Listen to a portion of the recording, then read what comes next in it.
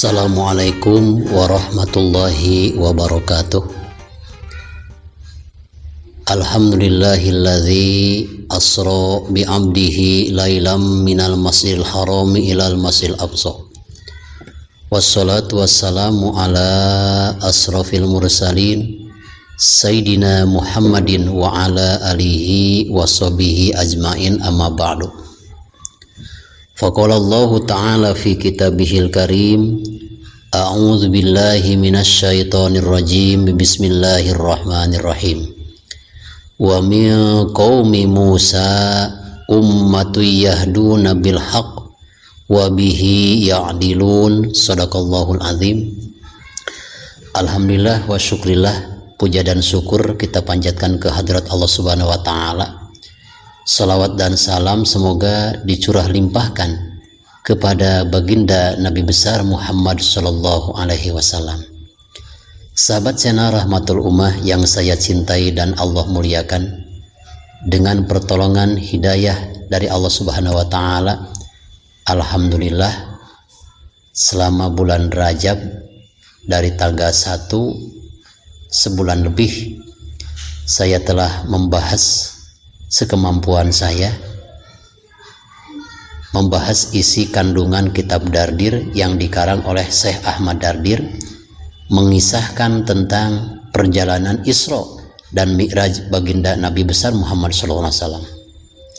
Dan alhamdulillah berkat doa semuanya kami haturkan banyak terima kasih, video bisa kami persembahkan. Mudah-mudahan segala tayangan-tayangan channel Rahmatul Ummah yang mengisahkan tentang Isra Mi'raj baginda Nabi besar Muhammad SAW menjadikan tambah-tambah keimanan betapa besarnya kuasa Allah Subhanahu wa Ta'ala di luar jangkauan manusia. Selanjutnya Allah Subhanahu wa Ta'ala berfirman dalam surat Al-A'raf ayat ke-159, wa min qaumi Musa ummatun yahduna bil haqq wa bihi ya'dilun. Di antara kaum Nabi Musa, yaitu bangsa Yahudi, ada segolongan umat yang tetap berpegang teguh memegang kebenaran kitab Taurat dengan benar, sebab kitab Taurat yang diturunkan oleh Allah Subhanahu wa Ta'ala kepada Nabi Musa ini tidak dijamin keutuhannya sampai hari kiamat. Lain lagi dengan Al-Quran. Kalau Al-Quran itu dijamin keutuhannya sampai hari kiamat. Inna nahnu nazzalna dzikra wa inna lahu lahafidun. Jangankan satu surat, ada satu lapan pun yang dirubah oleh orang-orang yang jahil, tentu itu akan ketahuan. Mungkin ini apakah salah cetak, apakah kesengajaan dicetaknya dirubah, tetap akan ketahuan. Itu hebat-hebatnya Al-Quran. Lain lagi dengan kitab Taurat, dirubah kitab Taurat dengan permintaan sang penguasa, ya, sehingga ulama-ulama Bani Israel merubah pada kitab Taurat tersebut. Selanjutnya, wa fi riwayatin anna Bani Israel lama togau bil utuwi, ketika Bani Israel bangsa Yahudi telah melampaui batas dosa-dosanya. Ini terjadi ketika Nabi Musa alaihi wassalam wafat. Dan bisa kita simpulkan ada salah satu hikayat bahwa Nabi Musa alaihi salam wafatnya adalah di Palestina juga, di atas gunung yang bernama Gunung Nebo. Suatu ketika Nabi Musa alaihi salam pernah melewati satu gunung tersebut. Kebetulan Nabi Musa alaihi salam melihat ada sekelompok orang yang sedang menggali kubur. Yang menggali kubur itu sebetulnya bukan manusia tapi para malaikat. Lalu Nabi Musa alaihi salam bertanya kepada mereka yang sedang menggali kubur, kalian sedang apa? Kata orang yang sedang menggali kubur, kami sedang menggali kubur untuk siapa? Untuk tempat orang yang paling dicintai oleh Allah Subhanahu wa taala. Kata Nabi Musa, siapa yang dimaksud orang yang paling dicintai oleh Allah Subhanahu wa taala? Kata orang penggali kubur itu, belum ada sampai sekarang. Kalau kamu mau mencobanya silakan, supaya kamu dijadikan orang yang paling dicintai oleh Allah Subhanahu wa taala. Nabi Musa tertarik. Akhirnya Nabi Musa masuk ke kuburan tersebut dan langsung tiduran. Nah, di sanalah langsung malaikat Azrail mencabut nyawa Nabi Musa. Karena dalam satu hikayat, malaikat Azrail pernah ditampar juga oleh Nabi Musa alaihissalam, karena Nabi Musa alaihissalam dicabut nyawanya, tidak mau dengan malaikat Azrail, melainkan langsung mau dengan Allah Subhanahu wa taala. Meninggallah Nabi Musa. Setelah Nabi Musa alaihissalam meninggal dunia, maka di sana ada yang bernama Nabi Yusa meninggal dunia juga. Setelah tidak ada Nabi Musa, setelah tidak ada Nabi Yusa, akhirnya ulama-ulama Bani Israel yang berpegang teguh pada kitab Taurat dibunuh, dibantai.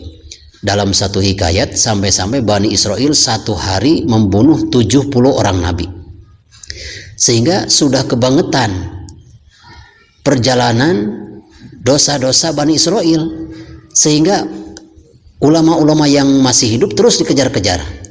Kebetulan ada satu kelompok yang dimaksud dengan ayat ummatu yahduna, ada sekelompok umat Nabi Musa yang tetap berpegang teguh pada ajaran kitab Taurat yang benar-benar, yang belum dirubah, melarikan diri menjauh dari perkampungan Bani Israel. Karena apa? Takut kena pembantaian. Mereka berjalan, sehingga mereka berjalan itu sampai 1,5 tahun. Kemana mereka sampainya? Perjalanan 1,5 tahun itu mereka hanya membawa perbekalan air. Tapi dengan kudrat iradat Allah Subhanahu wa taala, ketika mereka haus ada air, ketika mereka lapar ada juga makanan. Itulah orang yang paling diistimewakan oleh Allah Subhanahu wa taala, yang tetap berpegang teguh pada iman.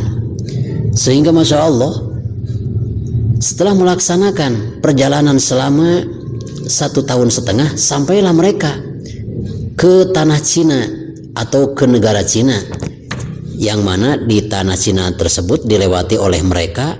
Bahkan umat Nabi Musa yang tersisa, yang berpegang teguh pada ajaran kitab Taurat ini, menduduki suatu tempat yang belum pernah diinjak oleh manusia, yang berada di ujung timur, tempat yang belum dijamah oleh manusia.